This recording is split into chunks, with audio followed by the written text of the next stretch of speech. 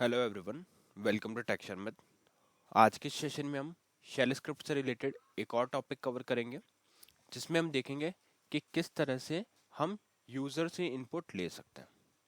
ठीक है। इससे पहले वाले सेशंस में हमने क्या किया, हमने काफ़ी सारे वेरिएबल्स को डिक्लेयर किया था, डिफरेंट डिफरेंट टाइप के वेरिएबल्स यूज़ किए और उसको प्रिंट करके देखा। बट अब आप लोग वो सिनेरियो अज्यूम करो जहाँ पे आपको क्या करना है, कुछ इनपुट्स को यूजर के थ्रू एक्सेप्ट करना है ना। जैसे ही आप शेल स्क्रिप्ट रन करते हो, उसके बाद में यूजर कुछ उसमें की इन करेगा और फिर वो भी जो इनपुट वैल्यू आपने रिसीव की है उसको फर्दर या तो स्क्रिप्ट में यूज कर सकते हैं या फिर उसको कि प्रिंट कर सकते हैं। जो भी इनपुट लिया उसको बस प्रिंट करना है। तो ये वाला पूरा प्रोसेस हम इस सेशन में देखेंगे कि कैसे यूजर इनपुट को एक्सेप्ट किया जाता है अपने इस प्रोग्राम के अंदर, शेल स्क्रिप्ट के अंदर। ठीक है। और जब ये चीज़ क्लियर हो जाएगी कि क्या क्या ऐसा कीवर्ड है, क्या ऐसी कमांड है जो हमें यूज़ करनी है अपने इनपुट को रिसीव करने के लिए, और पूरा प्रोसेस हमें क्लियर हो जाएगा, तब उसके बाद में हम देखेंगे कि कैसे सेम शेल स्क्रिप्ट को हम सीएल प्रोग्राम से एग्जीक्यूट करवा सकते हैं। क्योंकि मेन हमारा टारगेट यही है कि सीएल प्रोग्राम से भी हमें शेल स्क्रिप्ट को एग्जीक्यूट करवाना है। ठीक है। तो स्टार्ट करते हैं और वही करेंगे। सबसे पहले मैं स्क्रिप्ट आपको बिल्कुल स्क्रैच से क्रिएट करके दिखाऊंगा और फिर अपन उस पर डिस्कशन करेंगे। तो यहाँ पे लिखते हैं वर्क एलएन के। वर्क एलएन के क्या करता है, आपको work with object link screen पे ले आएगा और यहाँ से अब आप या तो यहाँ पे डायरेक्टली शेल स्क्रिप्ट क्रिएट कर सकते हो, बट जैसा आप लोग अगर प्रीवियस सेशंस वॉक थ्रू कर रहे हो तो आप लोगों को पता होगा कि हमने एक डायरेक्टरी बनाई हुई है और उसमें एक शेल स्क्रिप्ट बना के रखा हुआ है। उस शेल स्क्रिप्ट को ही हम यूज़ करते हैं हर सेशन में। तो मैं भी वहीं पे जा रहा हूँ। ये मेरी डायरेक्टरी है टेक्सचर में, 5 ऑप्शन लिया इस पर मैंने। और यहाँ पे हमारी जो शेल स्क्रिप्ट है वो क्या है, shermit.sh। अब अगर मैं इसके ऊपर ऑप्शन 2 लेके इसको ओपन करता हूँ तो ये क्या हो गया, accept input in shell script. ये हमारा आज का टॉपिक है। यहाँ पे हमने क्या किया हुआ है, मल्टी लाइन कमेंट्स को स्टोर किया है। ठीक है। जस्ट आपको टॉपिक दिखाने के लिए। अब एक इम्पॉर्टेंट बात यह है कि आप लोगों को पता होना चाहिए कि ये शेल स्क्रिप्ट को कैसे एग्जीक्यूटेबल बनाया जाता है, क्योंकि ये चीज़ हम ऑलरेडी डिस्कस कर चुके हैं पहले वाले सेशंस में, है ना। अभी मेनली बस हम फोकस कर रहे हैं कि कैसे इनपुट एक्सेप्ट किया जाता है। बट अगर आपको ये नहीं पता कि कैसे शेल स्क्रिप्ट को एग्जीक्यूटेबल बनाते हैं तो आपको पहले वाला सेशन देखना होगा। तो स्टार्ट करते हैं कि कैसे यहाँ पे हम इस चीज़ को, यूज़र इनपुट को यूज़ करेंगे या एक्सेप्ट करेंगे। तो अभी के लिए अपन क्या करते हैं, सबसे पहले तो एक टेक्स्ट प्रिंट करते हैं स्क्रीन के ऊपर, echo please enter your name. ठीक है। तो ये मैं एक टेक्स्ट प्रिंट करना चाह रहा हूँ स्क्रीन पे। ध्यान रहे इस तरह से सेम फॉर्मेट आपको यूज करना है। और ऐसा जरूरी नहीं है कि आपको यहाँ पे कॉलन रखना है, आप कुछ भी यहाँ पे सिंबल रख सकते हो। ये तो बस एज ए स्ट्रिंग कुछ भी आपको जो प्रिंट करना है वैल्यू लेने के लिए वो आप यहाँ मेंशन कर सकते हो। जैसे मैंने क्या किया, please enter your name quotes के अंदर। ठीक है। अब ये तो हो गया कि हमने सिर्फ टेक्स्ट को प्रिंट कर दिया कि प्लीज एंटर योर नेम। अब हमें करना है वैल्यू को एक्सेप्ट। तो वैल्यू एक्सेप्ट करने के लिए अपन यहाँ पे एक कमांड या कीवर्ड आप बोल सकते हो यूज करते हैं, जो है रीड। रीड लिख के स्पेस देना है और यहाँ पे उस वेरिएबल का नेम देना है जिसमें भी आपको वैल्यू को स्टोर करना है। फॉर एग्जांपल मैं यहाँ पे देता हूँ यूजर नेम। ठीक है। इसको कैपिटल में कर देता हूँ, यूजर नेम। तो इस नेम से मुझे इनपुट एक्सेप्ट करना है। तो ये बस इतनी सी कमांड क्या करेगी, आपका ये जो भी इनपुट यूजर डालेगा उसको रीड कर लेगा और फिर उसके बाद में हम उसको जस्ट प्रिंट करके देख लेते हैं। ठीक है। तो इको यूजर नेम इज, और यहाँ पे मैं कॉलन देके इसको एक्सेस करेंगे वेरिएबल को, तो यहाँ पे लगा दें डॉलर यूजर नेम। ठीक है। ये कर दिया और यहाँ पे क्लोज कर दिया कोड को। तो सिंपल से 3 स्टेप यहाँ पे हमने इम्प्लीमेंट किया। सबसे पहले एक टेक्स्ट प्रिंट किया, प्लीज एंटर योर नेम। फिर हमने रीड किया उस यूजर नेम को।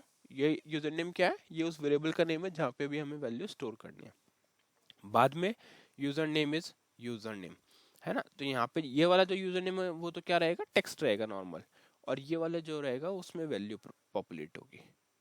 ठीक है। तो आई थिंक अब आपको बहुत ही सिंपली समझ में आ गया होगा कि कैसे वैल्यू को प्रिंट करके मैसेज शो करते हैं, फिर यूजर नेम को एक्सेप्ट करते हैं और फिर उसके बाद में फर्दर आप उसको स्क्रिप्ट में यूज कर सकते हो। अभी तो क्या हम डायरेक्टली इसको प्रिंट कर रहे हैं, बट आप चाहो तो और भी इसके वेरिएशंस ट्राई कर सकते हो। अब अपन इसको करेंगे सीधा F3 for save and exit.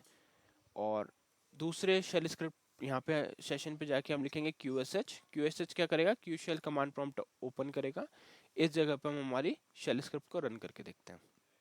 तो उसके लिए पूरा पाथ यहाँ मेंशन करना है, slash home slash Sharmit slash tech Sharmit slash Sharmit dot S H, Sharmit dot S H यहाँ पे हमने यहाँ पे मेंशन कर दिया शर्मित डॉट एस एच और एंटर कर दिया। तो जैसे ही मैंने एंटर किया तो अब आपको यहाँ पे दिख रहा होगा एक प्रॉम्प्ट आया, प्लीज एंटर योर नेम। अब यहाँ आपको एक चीज नोटिस करनी चाहिए कि यहाँ पे देखो कोई डॉलर सिंबल अभी तक नहीं आया, मतलब ये कमांड अभी भी रन कर रही है ना, ये स्क्रिप्ट पूरी कंप्लीट नहीं हुई। अदरवाइज क्या होता है, जब भी हम कोई भी चीज रन करते हैं तो एक डॉलर सिंबल आ जाता है, जिसका मीनिंग होता है कि हमारी जो कमांड है वो सक्सेसफुली कंप्लीट हो गई, बट अभी तक वो चीज नहीं आई। तो प्लीज एंटर योर नेम में हम एक नेम डाल के देखते हैं। तो यहाँ पे मैं जैसे पास करता हूँ शर्मित, ठीक है, इतना करके मैंने कर दिया एंटर। तो यहाँ पे क्या आ गया, यूजर नेम इज शर्मित। अब आप एक चीज देख रहे हो, मैंने यहाँ पे कोट्स लगाए थे तो वो एज इट इज कोट्स को ही मेरा नेम कंसिडर कर रहा है ना।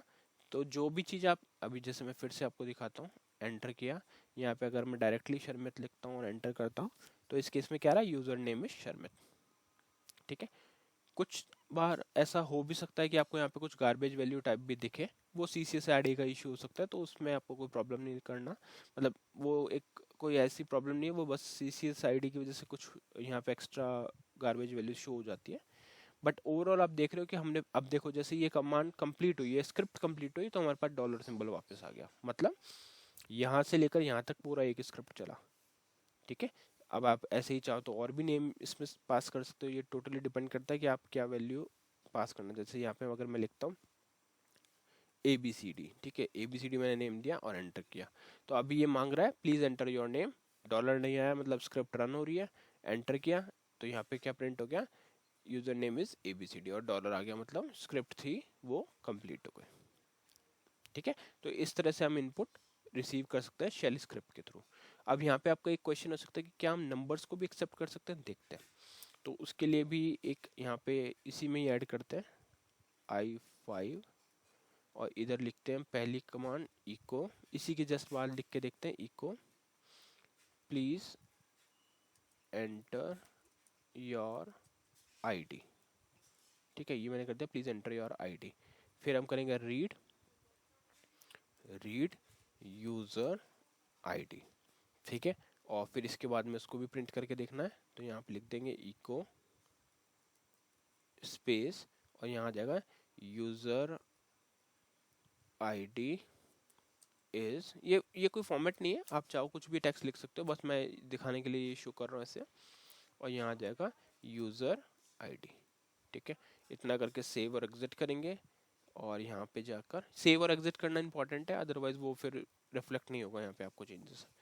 यहाँ पे अगर अपन करते हैं एंटर, तो पहले ये मांग रहा है नेम, तो यहाँ नेम में मैंने दिया शर्मित, फिर ये मांग रहा है, देखो अब जस्ट नेम के बाद में क्या आ रहा है, प्लीज एंटर योर आईडी, और अभी तक डॉलर सिंबल नहीं आया, इसका मतलब हमारी जो स्क्रिप्ट है वो अभी कंप्लीट नहीं हुई। तो इस जगह पे हम लिख देंगे यूजर आईडी 1234 और एंटर।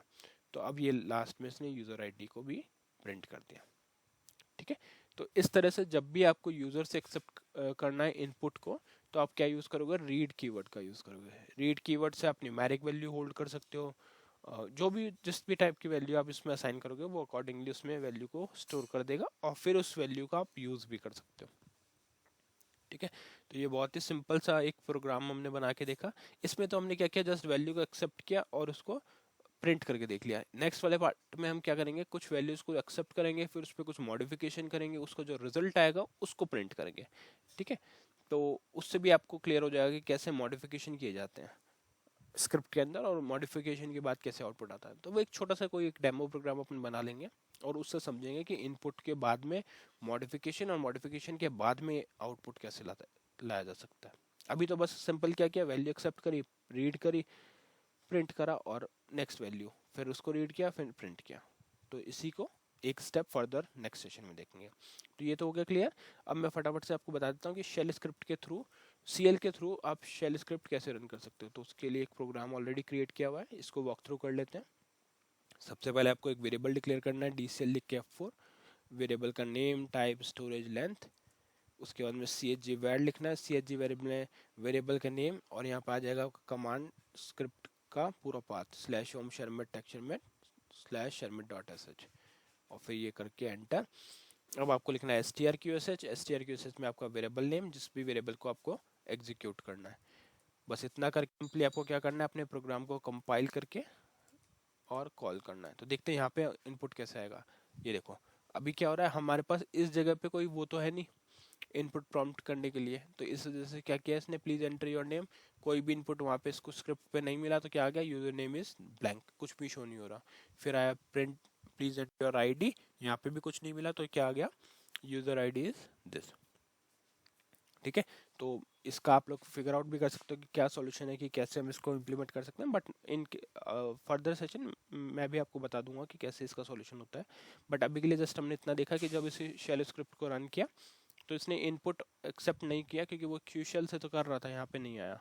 और उसके बाद में सिंपली इसने जो भी स्क्रिप्ट में लिखा था सब प्रिंट कर दिया, जो वैल्यू नहीं मिली वो एज ए ब्लैंक प्रिंट कर दिया। ठीक है, तो इस सेशन के लिए इतना ही था। नेक्स्ट सेशन में हम बाकी टॉपिक डिस्कस करेंगे। So thank you for watching texture math.